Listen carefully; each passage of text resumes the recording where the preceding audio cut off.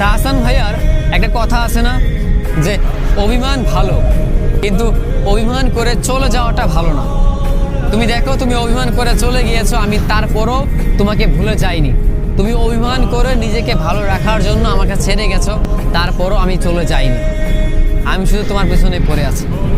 আসলেই প্রিয়, অভিমান ভালো, কিন্তু অভিমান করে ছেড়ে যাওয়া ভালো না। তুমি একটা মানুষের সাথে অভিমান করবে, কিন্তু সেই মানুষটাকে মাঝপথে একা রেখে চলে যাবে, এটা ভালো না।